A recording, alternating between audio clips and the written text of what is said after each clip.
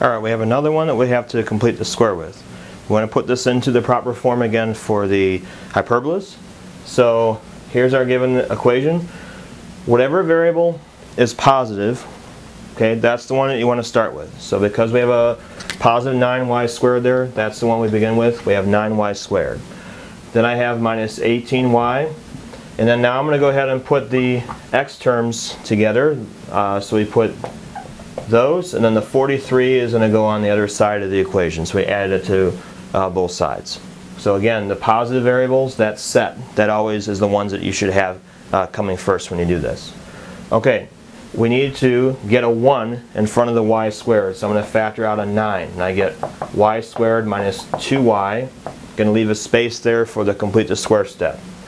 Here, I want to pull out a negative 4 because again I want to get the x squared to be positive inside there. So I have a positive 1 there by pulling out the negative 4. Negative 4, pulling it out from negative 16, that's going to change that to a plus. So be careful with your plus and minus signs there. It's a common mistake. Make sure you do that correctly. That's a plus. We'll leave a space for that one. You get 43 over here.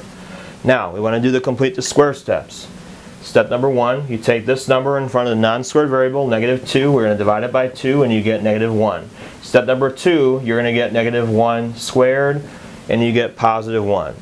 The plus 1 you're going to add to this side, and when you add it over here, remember that you have to multiply it by the number outside the parentheses there, and so we're going to get a plus 1 times 9 there.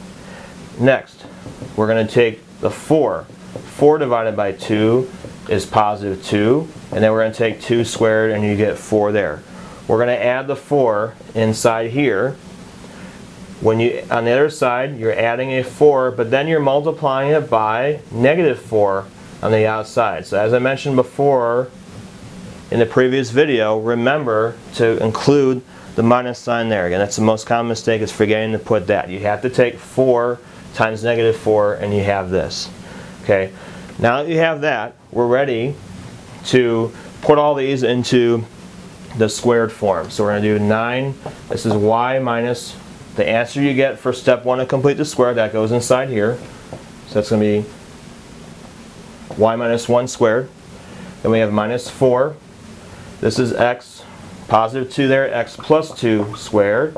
And then if we work all this out, 43 plus 9 minus 16, all that's going to give you 36.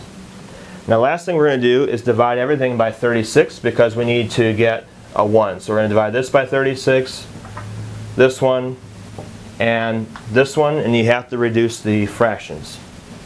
Okay, reducing the fractions. You're going to get y minus 1 squared over 4, 9 divided by 36, and minus x plus 2 squared over 9, and that's going to equal a 1. Alright, so we have, so this one right here, we have now in the proper form. It's another one we notice that the a is going to be the smaller one. Again, a is always physically what comes in front of the first variable. So now that we have this put in the proper form, we're ready now to answer the rest of these questions. Okay, we have it in the proper form now. We're ready to answer these questions. Let's start with the center. Center is opposite sign of each of these, but be careful.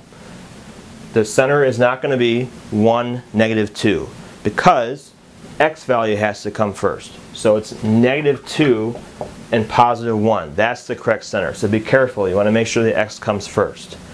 Now let's take a look at A, B, and C. A is always physically what comes first. So this one, A is 2, square root of 4. B is square root of 9, which is 3. Let's do the C also. C is the square root of A squared plus B squared, 2 squared plus 3 squared. You get the square root of 13, and that decimal is about 3.6. Alright, so now that we have these complete, we're ready to answer these questions. So, because the y comes first, we need to know from our models which direction it's going to open up. So if y comes first, it's going to open up in the y direction. So this is a hyperbola that actually opens up and down. That's important because if it does open up and down, that's going to affect what formula we're going to use for the asymptotes. This is the one that we're going to use. If it opens up and down, then the the slope for those lines, for the oblique asymptotes, are going to be plus or minus a over b. Okay, if it opens left and right, it's b over a, but this one's up and down, so it's going to be a over b. Let's put in our information. This is our h, and this is our k right here. We have y minus 1 is going to equal plus or minus a over b, 2/3. X minus h, the h is negative 2, so you actually get a negative negative, you get a plus 2 there on that one. So this is going to be the formula that we're going to put in there for asymptotes, plus or minus 2/3. I have x plus 2, that's all going to go in there. Eccentricity is c over a. The c is square root of 13, and that's going to be over 2. So if you take 3.6 and split it, that's going to be 1.8. Okay, so 1.8 is still fairly wide. Okay, and we'll take a look at that when we do the graph. Transverse is 2 times a always. 2 times 2 is 4. Conjugate is 2 times b. 2 times 3 is 6. So we have all that. Now we have all this complete. We're ready now to draw the graph. So I'm going to go ahead and clear out some space here. And when you do the graph, you're going to first begin by plotting the center. The center is negative 2 and positive 1 is going to be right here. You're going to do all your measurements off of that center. So the a value has to go up this time because the parabola or the hyperbola opens up and down. So again, a always goes in the direction that's opening up. So you're going to go up 2, make a dot. Going to go down 2, make a dot here, and that's a goes in the direction again it's opening up. The b is going to go left and right. So b is 3. We go 3 and make a mark there. We go 3 in the other direction. We make a mark there. That's going to be the left and right hand sides of your box. So we have left and right hand sides there. Got the top of the box, and we have the bottom of the box right here. We make the box so in that way we can connect the diagonals, and connecting the diagonals is going to form our oblique asymptotes here. So since we have that complete, we're now ready to draw the graph. So the graph itself is going to come down here, hit that dot, and go back up that way. And also the other one's going to come up, hit the dot down there, and it's going to look like that. So it goes to that point and it goes through that one. It's always going to touch the box somewhere, either top and bottom box or left and right, depending on whether it opens up or down or left and right. In this case, it'll touch the top and the bottom box there.